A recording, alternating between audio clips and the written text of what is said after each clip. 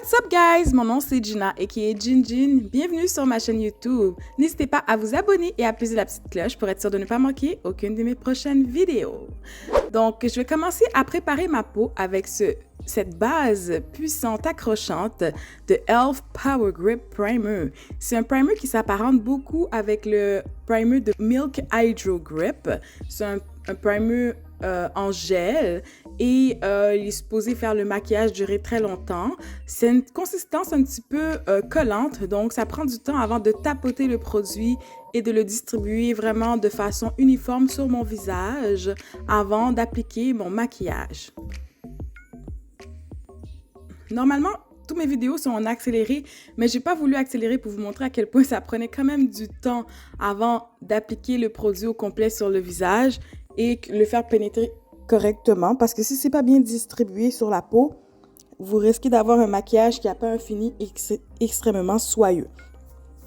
Je vais poursuivre avec mon fond de teint True Match Illumi de L'Oréal Paris. La couleur que j'utilise, c'est le C78 Noisette Cocoa.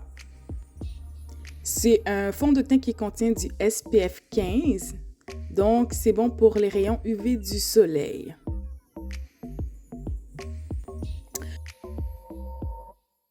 Ensuite, je vais illuminer certaines zones de mon visage avec le Maybelline New York Fit Me, le correcteur 55 couleur noisette. Donc, j'en mets en dessous des yeux, au-dessus de la lèvre, en dessous du menton, sur l'arrêt du nez, un petit peu dans le front. C'est les endroits que j'aime bien illuminer d'habitude. C'est bien de le laisser sécher un peu pour avoir une meilleure couvrance.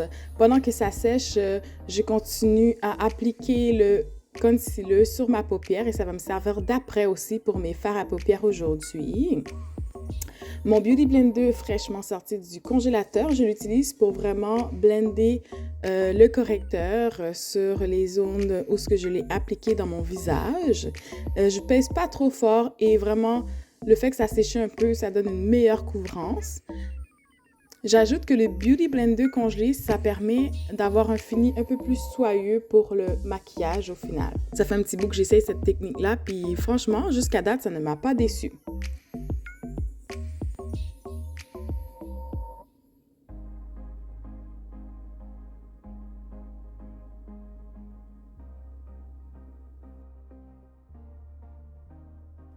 Une fois que c'est à mon entière satisfaction, je vais utiliser ma poudre libre de chez Laura Mercier.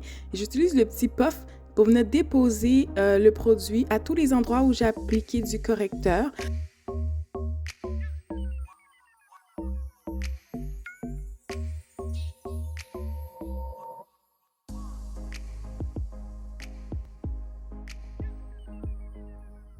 Ensuite, je vais utiliser la palette de Chocolate by Juvia's Place. Je vais piger dans ce brun foncé pour vraiment faire un look soft glam, donc très naturel. Je veux juste comme pas que mes yeux aient l'air trop nus. Donc, en appliquant cette couleur-là avec un pinceau appelé diffuseur, je viens vraiment blender, blender et blender. Regardez, portez vraiment attention à la forme que je crée. Cette forme-là, c'est une petite forme pour vraiment comme allonger mon œil puis donner un petit effet comme semi-smoky.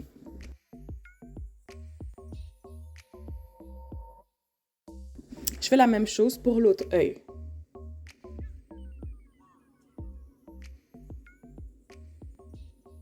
Très important de bien blender pour vraiment éliminer toutes les petites lignes de démarcation qui pourraient être disgracieuses.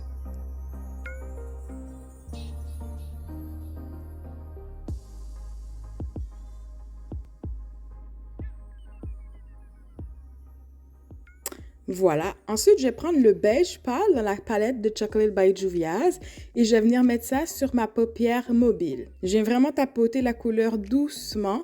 C'est sûr que vu que j'ai fait mon visage au préalable, il faut faire attention pour pas que les fards à paupières viennent gâcher le tout.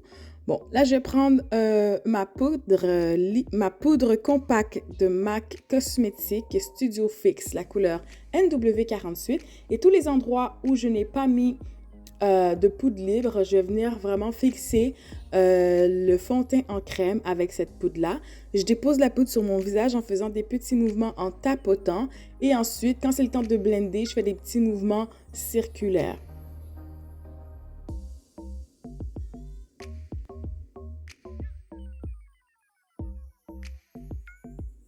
Pour mon nez, cette fois-ci, je vais pas faire de contouring. Je vais juste vraiment comme déposer la poudre MAC Cosmétique aux endroits où j'aurais fait le contouring habituel. Bon, je vais me prendre le même pinceau à pli diffuseur pour juste venir faire la ligne du bas de l'œil.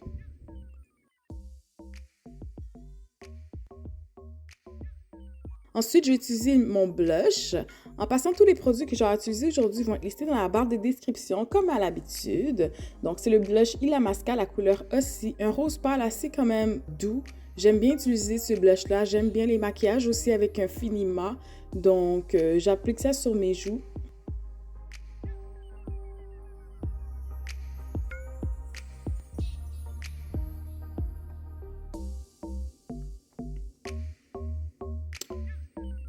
Bon, maintenant, je vais y aller avec mon rouge à lèvres NYX Professionals. C'est la couleur Cold Brew. C'est mon rouge à lèvres préféré. Je l'utilise souvent dans plusieurs de mes vidéos, mais je trouve que c'est un brun qui va bien avec les carnations de peau foncée. Bon, là, j'ai dépassé un peu. J'ai dépassé, mais c'est pas grave. Quand vous faites des erreurs, on peut corriger ça facilement en utilisant un petit peu de correcteur. Je prends mon petit pinceau comme ça et je vais venir corriger ça.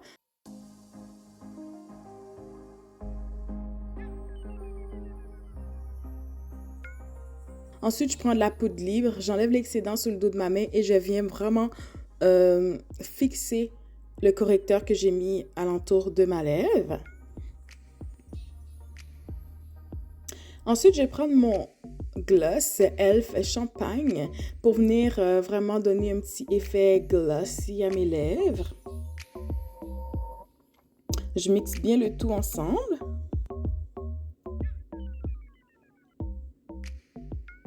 Yes, j'aime bien ce que ça donne au final.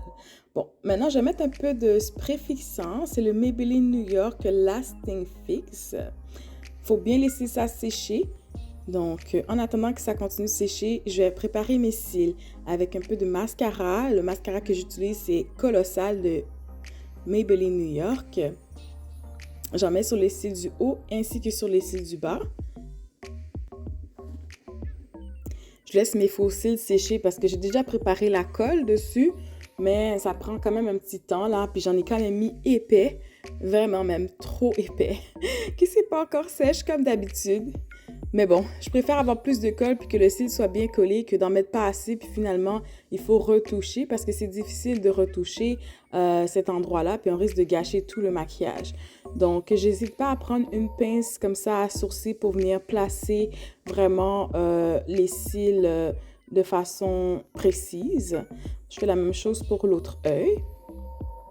Bon, je vais laisser sécher le tout là. Comme il se doit, parce qu'on voit que la colle n'est pas encore sèche, puis j'en ai tellement mis épais que je suis obligée de venir prendre un petit coton-tige ici pour enlever l'excédent. Alors, c'était tout pour la vidéo d'aujourd'hui. J'espère que vous aimez ce petit look soft glam. N'hésitez pas à j'aime la vidéo, commenter, partager. On se retrouve dans une prochaine épisode de Jin Jin Good Vibes. Bye!